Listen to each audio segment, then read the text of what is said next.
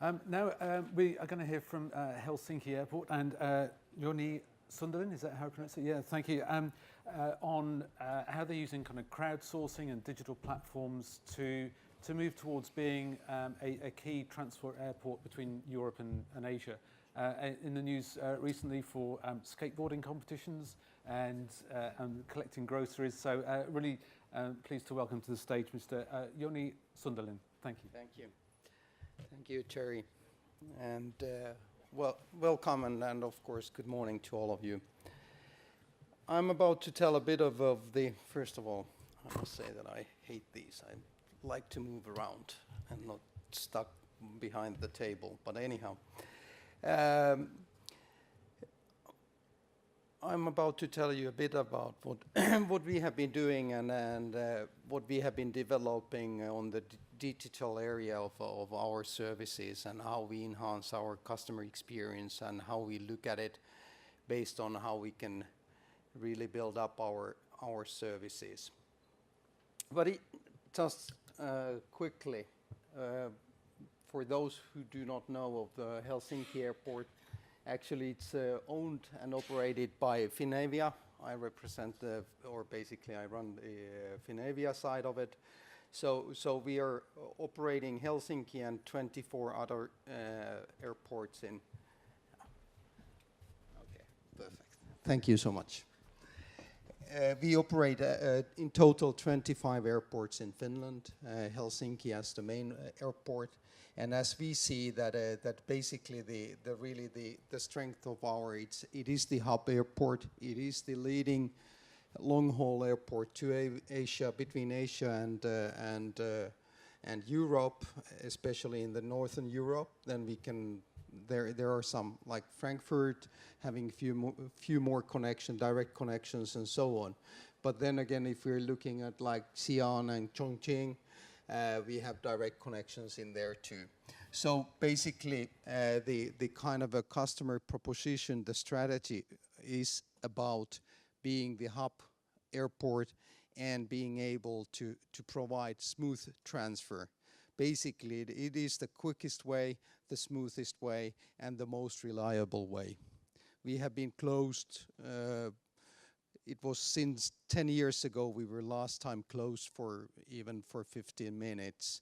And still, if you look at Finland, most of you know that it's quite snowy and cold also during the winter times. But anyhow, we can operate it reliably. But this is kind of the basic customer proposition and the kind of how we look at it. That this is the bread and butter of our work. Then, based on that one, then we have been, of course, looking at what we can develop and how we can develop things and also Helsinki or Finland used to be one of the hubs of technology based on Nokia. Okay, now we lost Nokia. There is only the Microsoft building at the moment in Helsinki. But anyhow, we have been building up the technology and the digital kind of a competence, and of course we see it as a natural kind of an enhancement of our service in Helsinki at the Helsinki Airport. But anyhow, if we go quickly through what we have been doing, we just launched we are implementing at the moment this kind of, we can track people moving. Declan has more of the cameras and so on. We base it more on the Wi-Fi's and 3G, 4G connections, and this way we can track and reached also the Daily Telegraph. I think it's the first time we have been in Daily Telegraph. You know, we are the kind of a serious and humble people in Finland, and suddenly we are on the cover of Daily Telegraph, and they're talking something about the big brothers and so on. But anyhow, it is all about actually in there. It's really more about to build up our competence, really to track the people movement, and really to look at how we manage the airport, how we track and how we resource the operations, and how we have to react or even proactively manage the topic. So basically it's really about, it's not about the personal data gathering, it's about the data and fact gathering of the movement around the airport. But then how we are looking at the value drivers of the digitalisation in the Finavia. Basically we divide it into the three areas, main areas of focus. Operations, of course, and then new business and marketing, customer experience. Mainly it's about, in the operations area, it's more about really about the monitoring and then optimizing the people flow, managing the resources and so on. Then we come to the new business and marketing area, and there we have more like really coming to the customer creation strategy in practice, how we really create the customer or get the customers into Helsinki, using Helsinki as their hub. Then new business and new business development, new services, and so forth. And then comes really the customer experience, really the core customer process, how smooth, how less queuing, less waiting, how we can develop that one, how we can enhance this topic. But then we come more to the wayfinding and effortlessness, really about how we can make it as effortlessness as possible for the customer, because then normally the customer enjoys, have more time to focus on other things, and hopefully also spends more time, spends more money actually at the airport. Then of course the information accuracy and customer service and guidance, these are kind of a basic stuff in there. But these are the kind of this is the kind of a model or the main frame of how we look at it, and we try to focus everything what we do, what we develop, how we innovate. It's around those three main areas. And then, okay, what have we been doing? Then there on the operations side, I don't go into those. There are the CASIs and CAPSIs, self-package drops, queuing management, people flow management, self-boarding and so on. So these are topics we have been developing, self-boarding about to launch actually to implement at Helsinki. But then if we more go to the like really what we have used quite a lot and as we see quite successfully is the crowdsourcing and how we build up the customer experience, how we learn about the customer, and also to get new customers in. Then airport sales promotion, increase cross-shopping time. Really, this is more about the people tracking.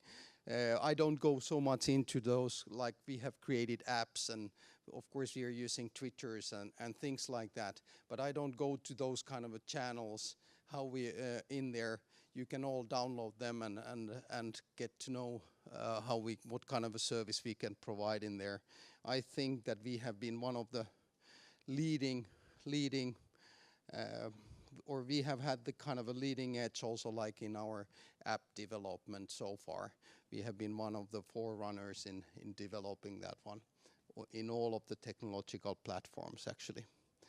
But then also more of the offered new services to airlines.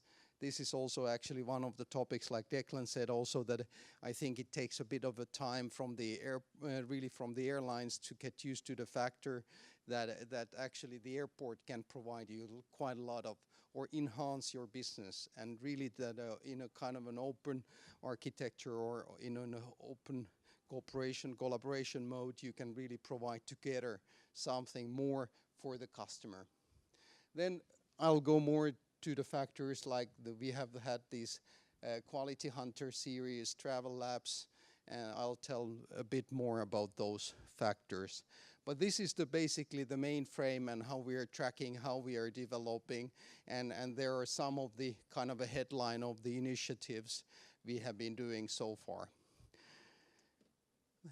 Then if just focusing on kind of 4 topics, I was thinking of that you might not be so interested in listening me of telling of the, you know, how you can self-board or how you can drop your bags and how easy and convenient it is. Of course, those are the kind of topics we take as self-granted. Those we have to develop, and we have to really be on the top of the kind of a customer experience we provide through these kind of core services. But then we have created during the last 4 years, we have had these quality hunters.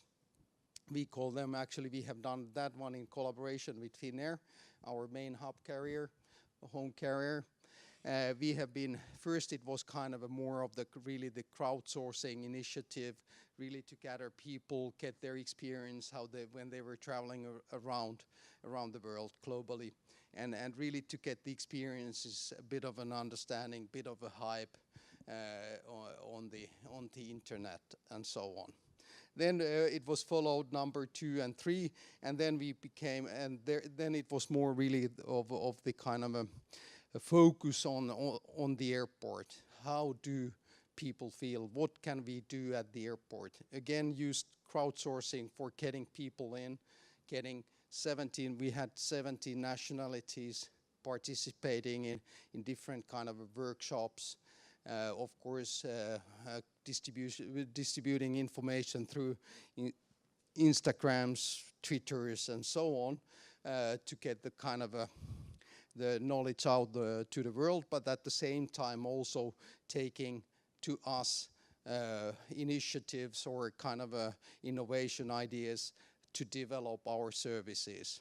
And that one we catered to, it was I think 101 different kind of ideas.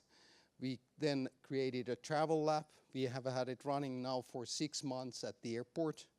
And really people who just use our hub, use our airport, who travel through, basically connecting or just from the origin or arriving to the destination, we try to involve them. They can participate in different kind of workshops, what we have had in there. We have had yogas, we have had different kind of things. Our airport manager was one of the yoga guys in there. Wasn't that nice looking, I must tell you. But anyhow, he participated. But luckily we had really nice, good customers who knew how to yoga. So in a way that we kind of created, but anyhow, this is more about prototyping the ideas and then developing them further. And then I think we haven't decided yet. It just ended last week. And now we have to look and prioritize which ones we are going to really implement to the reality, really to be kind of in our constant or future service portfolio. But that's more about that one. Then we had the coolest job we created. We have around 600,000 passengers, Russian passengers at the Helsinki Airport, and many of them are not actually connecting, but they are coming by car and then traveling from the airport and back to the airport. And of course we would like to kind of build up our image and our kind of basically our image, our branding, so that really the Russian customers, St. Pete area, which is depending on how you calculate it in Russia, but anyhow it's like between 7 to 8 million catchment area. It's only 4 hours from the airport. At the same time they are developing, of course, Pulkovo, but it has certain limitations in there too. So basically we see and really an opportunity in there. So we created this really again crowdsourcing campaign. We use Twitters, we use VKontakte. It's like kind of one of the channels only in Russia, and much more important than Facebooks and so on in Russia. So basically we created the campaign, the coolest job, 5 people, or we chose 5 people among the applicants. They could try to get in via Twitters and so on. And then we created the campaign. 5 will apply, or 5 were chosen, and then they traveled around. They had a job on our behalf to travel around, again, understand a bit more how does it work from St. Pete via Helsinki to globally. And then one of them, they created stories in Twitter mainly and VKontakte. They created different kind of stories, and then we chose the one who was the best one. And she, it was actually she who got the main award, which is a trip wherever she wants to go, and then actually chose Peru, and went in there and again created some of the stories from that trip and etc. And now we have launched the Match Made in Hell. We have a Finnish famous skateboarder living in Los Angeles, and actually has lived there already like 20 years. As you can see, I'm not a skateboarder, so I've been told that he's one of the most famous guys in that area. And now we have created a competition. He as Arto Saari, he actually invites all to participate or apply again to have a skateboarding competition or happening at the Helsinki Airport. So basically now we are getting the applications in. He chooses, and they will spend two days at the Helsinki Airport skateboarding. We will do various kind of videos, distribute them through YouTube's, Instagrams, and so on, and then basically the kind of participants, they are limited to Europe and Asia, so that only you can apply from Europe and Asia, and then we'll gather them at the Helsinki Airport. And we will see, that will happen later this year in October, November, and then we will see what happens. But we have had I would say, a tremendous feedback from this one, and really it was booming. It was really like in the internet, and also especially in Twitter. Suddenly I started to get feedback from people never seen, never heard, and really you can see this kind of a way of promoting your services and really branding them. It's really a powerful tool. But these are the kind of I was a bit of a jumping from topic to topic. Some part of it was more around the experience, and then some more part of it was more of really the customer creation and promoting our services and of course the Helsinki hub. But hopefully you got some ideas and understanding. And of course these are all at the internet. You can all Twitter, I think this one is, and this one is. And now you can of course follow that one, how it's developing especially in Twitter. Any questions? I'm happy to answer. Anybody want an application form to go skateboarding down the corridors of Helsinki Airport? I'm sure we can arrange it. If I may, this is one quick question, and that's you talked about all the customer initiatives and that focus that's leading to these kind of activities. What changes have you had to make internally or culturally to the way people work, the organizational structures, the way of thinking? Has that been part of these changes?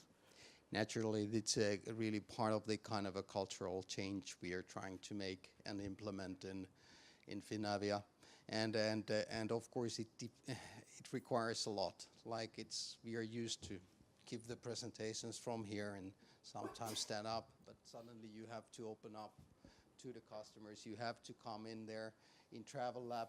Also in there we had some of the workshops, but especially in here, you have to interact. You have to take all of the feedback. You have to discuss. You have to know what you're talking about.